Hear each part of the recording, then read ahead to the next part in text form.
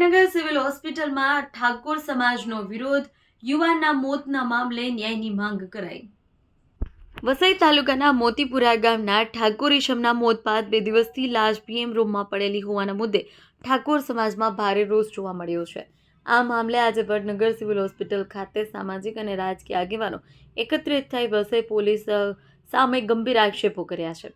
Vasai police station હદ વિસ્તારમાં આવેલા મોતીપુરા ગામના યુવાન ઠાકોર ઈશમના મોત બાદ પરિવારજનોએ આક્ષેપ કર્યા કે વસઈ પોલીસે યોગ્ય રીતે ફરિયાદ લીધી નથી અને મૃતદેહને 2 દિવસથી વડનગર સિવિલ હોસ્પિટલ પીએમ રૂમમાં પડ્યો રહ્યો છે। આ મામલે ઠાકોર સમાજના આગેવાનો, સામાજિક રાજકીય પ્રતિનિધિઓ વડનગર સિવિલ હોસ્પિટલના પીએમ રૂમ આગળ એકત્રિત થયા અને ન્યાયની માંગ સાથે વિરોધ નોંધાવ્યો છે। વિરોધ પ્રદર્શન દરમિયાન મહેસાણા જિલ્લા કોંગ્રેસ પ્રમુખ તથા પૂર્વ ધારાસભ્ય બળદેવજી ઠાકોર, પૂર્વ ધારાસભ્ય ભરતજી ઠાકોર, કોંગ્રેસ અગ્રણી રામજીભાઈ ઠાકોર, મુકેશભાઈ દેસાઈ, બાબુજી ઠાકોર, જયસિંહ ચૌહાણ સહિત અનેક આગેવાનો ઉપસ્થિત રહ્યા હતા। જિલ્લા કોંગ્રેસ પ્રમુખ બળદેવજી ઠાકોરે મીડિયા સમક્ષ તાત્કાલિક ફરિયાદ લેવા અને ન્યાયી તપાસ કરવાની માંગ કરી હતી। વિરોધ દરમિયાન વસઈ પોલીસ સ્ટેશનના પીઆઈ ટીજે દેસાઈ પણ સ્થળ પર પહોંચ્યા અને પૂર્વ ધારાસભ્ય બળદેવજી ઠાકોર સાથે ચર્ચા કરી રિપોર્ટના આધારે યોગ્ય તપાસ અને ફરિયાદ કરવાની ખાતરી આપતા મામલો થાળે પડ્યો હતો। ચેતન પટેલ, મહેસાણા। આજની ઘટના જે ઘટી એની અંદર જો આજે જે સુખદ અંત આવ્યો છે તો એ પાછળ શું રજૂઆત હતી તમારી પોલીસે કઈ રીતે માન્ય રાખી? 2 દિવસથી એક ઠાકોર સમાજના યુવકનું શંકાસ્પદ મોત થયું હતું।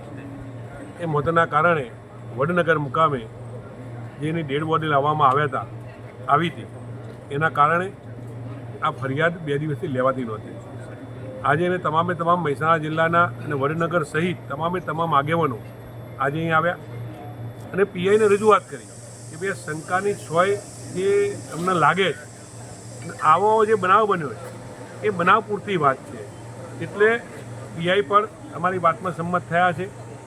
જ્યારે ફોરેન્સિક પીએમ કરાવડાવ્યું ત્યારે જે બનાવ બન્યો છે એ બનાવની ફરિયાદ લેવાનું પોલીસે નક્કી કર્યું છે અને એની સાથે સાથે ફોરેન્સિક રિપોર્ટમાં જે આવે એ રીતે કઈ કલમ ઉમેરવી એના આધારે એ ઉમેરવા બાબતમાં સંમત થઈ ગયા છે। કઈ શંકા હતી આપણે?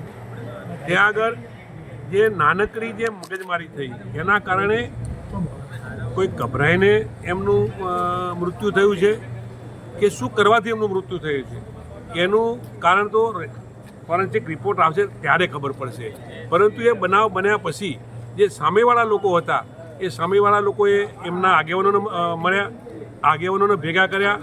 જો સામેવાળા ભાઈના પેટમાં પાપ ન હોત તો એ સમાજના આગેવાનોને ભેગા કર્યા ના હોત, કોઈ હોદ્દેદાર આગેવાનોને એમને ભેગા કર્યા ના હોત અને સાથે સાથે જે ઠાકોર સમાજના જે અમારા મજૂરો હતા, કામ કરતા હતા, જે મજૂરો હતા એમને એક આગેવાનોએ બીજા ભાઈને પ્રેશર કરી અને વાત કરી કે તારા ખેતરમાં જે કામ કરવાના લોકો છે એમને તું કાઢી મૂક, બરાબર।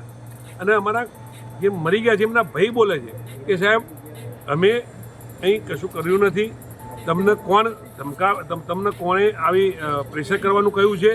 એ બધી જ વાત કરતાં સામેવાળા ભાઈ એમ કહે છે કે અમારે ગામમાં રહેવું અને મગજમારી પડવું નથી, એટલે તમે અહીંથી ના તો મગજમારી કર્યા વગર નીકળો, એવી વાત કરી છે।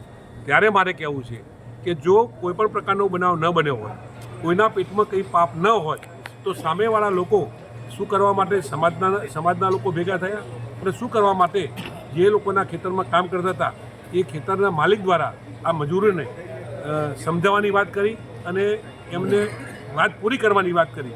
ત્યાં અમને શંકાની સોય લાગે ત્યારે પોલીસે પણ પોઝિટિવ જવાબ આપી શંકાની સોય સાથે જે બનાવ બન્યો છે એમને ફરિયાદ નોંધવાની કરી ત્યારે આનો નિકાલ કરવાની પણ અમે વાત એમને કરી છે।